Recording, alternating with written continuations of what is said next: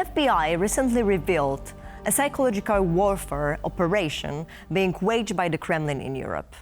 Meanwhile, we are seeing democratic backsliding and a drop in trust in democratic processes.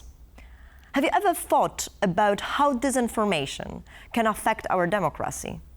Good evening. My name is Maia Mazurkiewicz, and welcome to the Anatomy of Disinformation. Democracy depends on trust and well-informed citizens. When bad actors try to sway voters during election campaigns, that draws the attention of watchdogs and other institutions. But attitude shifts and polarization are longer-term processes. Disinformation is one of the best tools for malign actors to influence people and carry out a silent revolution.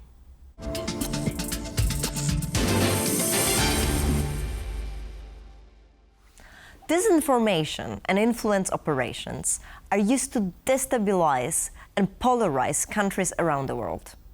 With today's information overload, it's becoming ever easier to press the levers of power. All you really need is the right technology.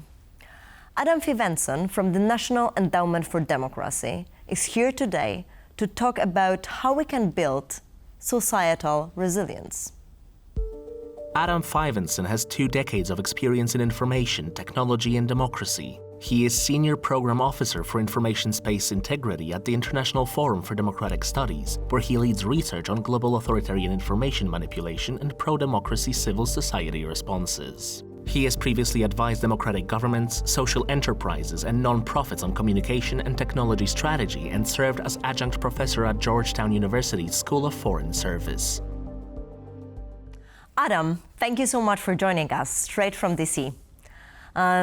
It's good to have you on the Anatomy of Disinformation, and today I would like to talk with you about democracy and disinformation, as that's very much the work that you are doing. Right now, it seems that the authoritarians are ahead. They dominate discourse. So how you're seeing that, especially during this year, when you've been working on several different elections around the world? Well, thanks so much, Maya, and I really appreciate the chance to come on the show. You're absolutely right. It's something that we're monitoring very closely and seeing at a global scale. For us at the National Endowment for Democracy, we're very concerned about the spread of authoritarian information operations and the manipulation of information that harms democracy, and as you suggest, especially around the super year of elections. So we've been watching very closely at a global scale and watching in different contexts to see how it is that authoritarian actors at the global level, particularly Russia and China, are adapting their approaches, are changing how they work to undermine democracy in the information space, which of course is something that around elections becomes not only much easier, but also, at a time when societies are having important discussions about their future, it's a critical time both for democracies and for those trying to interrupt those democratic processes. And so for us, we've been looking at a variety of contexts, especially in the global majority or global south, in Latin America, in Africa, in East Asia, at different contexts where we're seeing that competition play out, where authoritarian actors are using generative AI increasingly, are leveraging an information space that's tipping in their favor, in the sense that tech platforms are firing a lot of the trust and safety staff, making data harder to access, and broadly speaking, downranking organic content, which harms the journalists, the fact checkers, the narrative researchers, and the folks that we really rely on to share good information, high quality information, so around elections people can make informed decisions, as you suggest. So it's a major concern this year and something that we're looking at, and especially looking at how it is that civil society can respond effectively in that context. What are the actual, really on-point cases that you've seen in this year's elections, perhaps in Taiwan or South Africa? I mean, all the world was going into the booths this year. In Taiwan especially, we've been paying quite close attention. We know that the PRC, the Chinese government, has been very interested in changing the calculus, politically speaking, in Taiwan, in the sense that they are pushing candidates and parties who are not in favor of Taiwanese independence and are not in favor of Taiwanese sovereignty. And We know that there have been some particularly nasty attacks using generative AI. In one instance, suspected Chinese actors produced a full book, alleging a series of false accusations against one of the main pro-democracy leaders in Taiwan. And then they used that book because in today's modern information ecosystem at a societal level, a book is not necessarily going to reach everyone in the way you want. So they take that book and use it as a script, also using generative AI to produce a series of videos with essentially false TV presenters and blasting that out at scale across the Taiwanese information space, in an effort to undermine and attack the concept of free, fair, open discourse around elections that, people need to make good decisions. Now, at the end of the day, in Taiwan, the pro-democracy, pro-independence party did end up winning, but they lost seats in the parliament, and we know that, that is at least in part due to, significant information operations and attempts to divide people, right? I mean, attempts to, circulate narratives and elevate topics that are divisive and harmful to democracy at the end of the day. And that, by and large, we know is the strategy of these major authoritarian actors at the global scale. And we're increasingly seeing China, especially, being more willing to engage in that sort of meddling type role, where we've seen Russia for many years in the context of active measures engaging in political systems. We're seeing China doing that increasingly now, whereas they're moving maybe away from some of the tactics we've seen in the past, where it's been more about this sort of wolf warrior diplomacy, which is sort of active engagement by the diplomatic entities and their state media outlets on official and unofficial sources, of course, as well, including RT and CTTM. But we're seeing a shift away from those sort of official sources and more toward the use of influencers at the local level, more toward the use and working with PR agencies and data firms to really understand how to pierce through the fog, in essence. Our modern information space, we got more platforms, more channels, and it's just a much more muddled context. And so authoritarians, we're arguing, and I would argue that the evidence is there through the many elections this year, are finding ways to pierce through that fog, elevate discourse that divides people, that attacks and undermines democratic actors, journalists, narrative researchers, politicians, and others, elevates pro-authoritarian discourse and changes the political calculus in those contexts. So it's something we're watching at a global scale, and we're seeing, at least in Taiwan, that there's been a real societal level effort where they're bringing in journalists, they're bringing in the fact checkers, the narrative researchers, and even with the government, they're all working together to understand what's happening in the information space, detect those emergent malign narratives early, and then drive collective responses as a group and as a society. And we're seeing that those are the kinds of responses, as you suggest, in Taiwan, in the Baltic states, frankly, in Ukraine, although, of course, the conflict context is a little bit different, but in those contexts as well, where we're seeing some promise. So basically, the whole of the society approach is being leveraged as well in the different countries around the world. What you, as the National Endowment for Democracy, can do and is already doing, right, to counter disinformation, or rather to make a different response?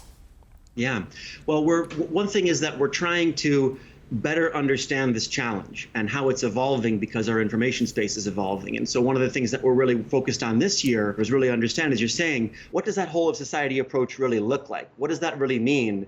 Because what works in one context is not exactly what's going to work in other contexts. For example, in the Philippines, the coalitions they've brought together have had a strong legal component to be sure that they can defend journalists who are under attack, whereas in other contexts we haven't seen that so much. For example, if we look at the Ukrainian context, they've worked very closely with the ministry, or rather with the government very closely, to elevate and respond through strategic communication. You just haven't seen that level of coordination in other contexts. Now, again, it's fair to say they're under, it's an active war, and so the context is a little bit different.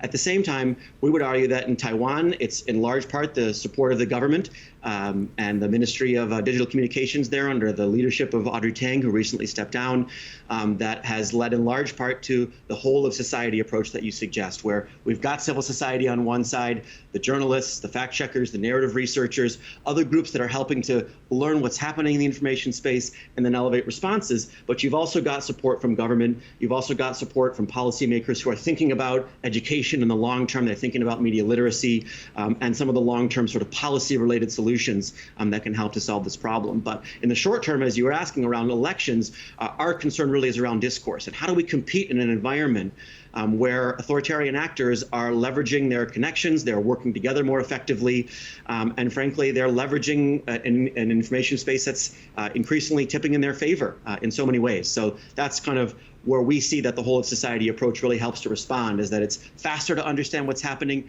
and faster to sort of drive those responses, whether they're the fact-checking component, whether it's the independent journalism that's building context, or strategic communication that's essentially building and building strength around democratic values. Because at a global scale, we're all dealing in a way with this authoritarian threat, and so it's something that we're looking at quite closely and looking at how to respond to. If you would have 3 sentences to tell our audience what to do right now in this time of the information overload, how they can protect themselves? Yeah, well, the first thing is just know what you're reading, right? Look up the sources, look up the journalists, whoever's reporting what you're reading, whatever outlets it is. Take the time to figure out who's actually behind that, and understand who's motivating that communication to reach you, because that matters. The second thing I would say is just have empathy for your friends, for people you don't know. When you encounter people online, understand that who you see online, that face or those images or that text you read online is from a person. And you should have empathy for them, especially if they have a different opinion. Now, the third thing I'll say is that we also should be very careful, because a lot of communication these days, especially on social media platforms, is increasingly bots, right? And so sometimes those messages are coming from someone that's not a person, that's an algorithm. We're seeing generative AI being used to run chat bots on social media platforms that can carry on conversations, that don't just copy and paste the same message over and over again. That's another way we're seeing the challenge evolve. And so just keep in mind that who you're encountering online, if it's a person, have some empathy, and keep in mind that it could be a bot. Thank you so much. Empathy is crucial, but also keeping your emotions, especially while scrolling, is very important. Thank you for joining us. Thanks a lot. Thanks so much, Maya. Thank you. One of our core democratic values is the freedom of speech. It's often our strongest weapon on the battlefield of disinformation, but it can also be a double-edged sword. Let's see how bad actors and political parties abuse freedom of speech on the internet.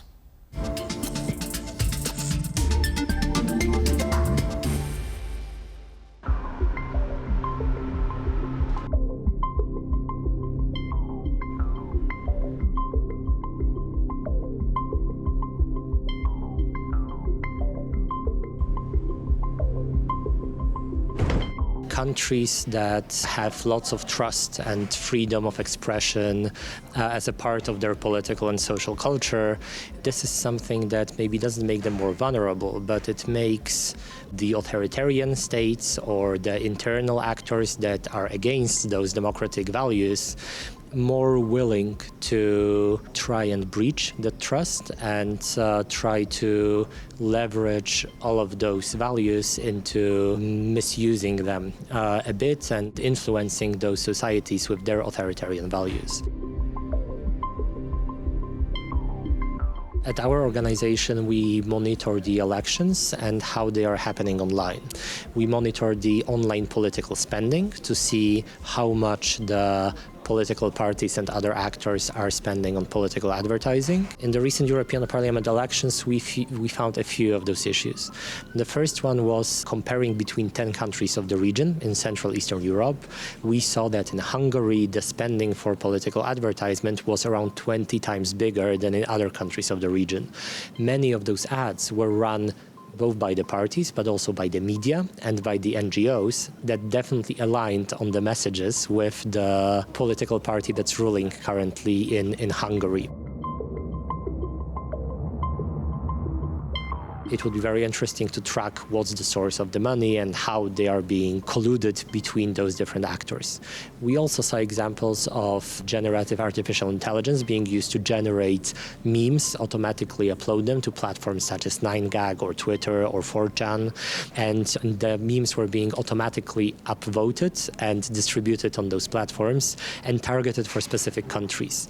This is something that was made with the OpenAI tools, so those are the tools that we can use for good, but they are also being used for such interference with the electoral processes. And we as countries and as European Union need to defend against those misuses, while at the same time defending the freedom of expression. Vote is closed and it is adopted. Congratulations on this seminal work. We already now see that the freedom of speech is being limited, but it's not being by the state, it's being done by big tech platforms sometimes. One other example we can all think of is the case of Confederation Party account being taken down from Meta's platforms, which obviously there are some shades of gray to this, but the main question is, do we want the private companies to make important decisions like this? And shouldn't we have a bit more insight into how those decisions are being made? And this is where we need independent state oversight to interfere with those decisions. The state needs to keep those issues not politicized. It's very important that all of the disinformation content management isn't run by people who are politically appointed, but is run by people who have background in judiciary or in administrative issues. I'm very happy with how probably the Digital Services Act will be implemented in Poland. There will be a very strong support to independent oversight by the judges. They will probably have the right of quick reaction, rapid reaction to content moderation decisions that will be taken by the platforms. And I think the judiciary or independent administrative agencies are good platforms to oversee the content, not the politically elected ministers or MPs. Have you ever stopped to think just how deeply our electoral and democratic processes depend on trust? And did you know there are white hat hackers who work to keep our elections secure? I learned all about that at DEF CON, the world's biggest hacking conference. Our next guest is Harri Hursti, founder of the Voting Village at DEF CON in Las Vegas.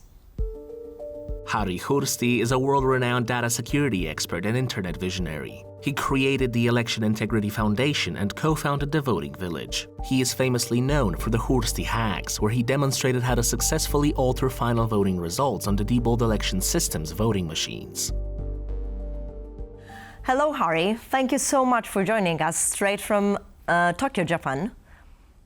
Thank you for having me. It's a pleasure to host you on the Anatomy of Disinformation, today's episode, when we talk about disinformation and democracy. And that's a lot of work that you are doing, actually, for many, many years. But first, I'm going to have a more personal question. Why you became a hacker, and actually a white hacker? And if you can tell us a bit what it is as well. First of all, I personally always comment that I'm not a white hat hacker. I'm a hacker who doesn't practice, because it's very important to understand that white hat hackers are trained to be smarter than the other side and brag about how smart they are. Actual criminals, they don't brag about what they're doing because they don't want to go to jail. So it's very important to have the criminal mind to understand the mindset in order to be able to defend. At the same time, hacking came from me. I started from mathematics and astronomy. And I came from that side, looking in the database, looking in the system, and I started understanding how vulnerable communication. I'm a traditional hacker in the sense that I started with telecom. And then, of course, I ended up to be one of the co-founders of EUnet, the first pan-European internet service that went to the internet. But always my passion has been the secure systems by breaking them and understanding how they can be broken so that we can go and fix the core problems and then go to fix the next thing. So I'm a hacker who believes that brute force, if it doesn't work, it's just because you didn't use it enough. But at the same time, the systems are so badly designed, we have to help them to be fixed. And IT people are there to keep the lights on. Security people are usually not liked because we are breaking things and make the life difficult. But if we don't make the life difficult, then the result is nobody has system to be used. So it's very much based on your values and believing that the new technology can support us, but also we need to protect them, right? And check their vulnerabilities, because that's very much the work that you are doing, right? And I remember when we've met in Las Vegas last year at the DEF CON conference at the voting village that you're hosting, you've been showing me what are the vulnerabilities of the different voting machines, right, through the years. And you've been also checking those voting machines for years. And right now you are also very much involved into the online voting and making sure that that's secure. Actually, online voting cannot be secure. That's the fun problem, that we don't know how to make secure online voting. We fundamentally lack technologies. And the only reason why we believe online voting could be possible, because we make false analogies saying we can do online banking. Why don't we do online voting? The problem is, in voting, you need to have secret ballots so that the voter doesn't get coerced, votes can be bought or sell, and we need to have auditability. And those two things cannot happen together. So that's why we don't have a fundamental, we miss fundamental technologies to make secure online voting possible. But there's another problem. Online voting would require very complex algorithms like homomorphic encryption. How would you make people to trust something they cannot understand? Something which maybe 5,000 people in the whole planet understand how it works. You have to then trust people like me saying it's okay. And in this today's world of this misinformation, disinformation, polarization and distrust, how would you ever be able to make the general population to understand how it works, or when they don't understand, trust? I don't believe it's as we can do in any time soon. And at the same time, this trust is the core for democracy and for voting itself, right? Everything that the voters, when are going to the booths, they also need to trust electoral commissions, for example. So then it's about explaining probably what we don't know. And that's also something that you're doing, right? Correct. It's if people don't trust the system, that causes apathy and people just stop voting. And that's as dangerous to democracy as that if something goes wrong in the results. So it's very important people trust the system, and whenever there is a doubt, that's why I'm advocating for hand-marked paper ballots, always hand-marked paper ballots. But that means that the voter has marked with a pen and pencil the piece of paper, and if there's any kind of debate, we can go back to the paper and use humans to count and verify that the outcome of the election was right. And there are wonderful methodologies like risk limiting audit, which make that as a statistical method very quickly to understand. Rolling the dice, picking random ballots, counting them. Professor Phil Stark have developed this methodology. So we know how to prove that the result and outcome is right as long as we have hand-marked paper ballots. And we have to have a fundamental anchor of trust. And in this case, one of the very few places where I'm not advocating the new technology, I'm advocating something what people understand easily. So it's also about trusting, but protecting and verifying, right, in this sense? The current paradigm in IT is not trust but verify. It's called zero trust, which means never trust and always verify. Today, we are unfortunately in a place where trust is very scarce commodity. But we can always verify. And now maybe that is the way how we pull the society back together, is that we start a paradigm where every election result is every single time publicly verified, every time, so that we can regain the trust. Regaining the trust is very important, and thank you so much for your work, because you're also going and checking and showing the vulnerabilities of the system, and it's important that the policymakers and people that are taking care of elections and building the trust in it are having people like you. Thank you so much. And now, let's take a look at what is at stake. Democratic backsliding refers to the decline of democratic values and institutions in a political system. It often starts with the subtle erosion of individual freedoms and can escalate to overt authoritarian control through the persecution of political opponents, restriction of civil liberties, and interference in electoral processes. Democratic backsliding marks a shift towards autocracy, often accompanied by the rise of populist-authoritarian forces, increased polarization, hate narratives, and the spread of disinformation. Democracy, it's fragile and has its share of vulnerabilities, but it's also our strength. That's why we need to remain resilient to disinformation. Next week, we'll talk about AI and other new technologies. and whether EU regulations will do enough to protect us. Until then, keep calm and think deeply.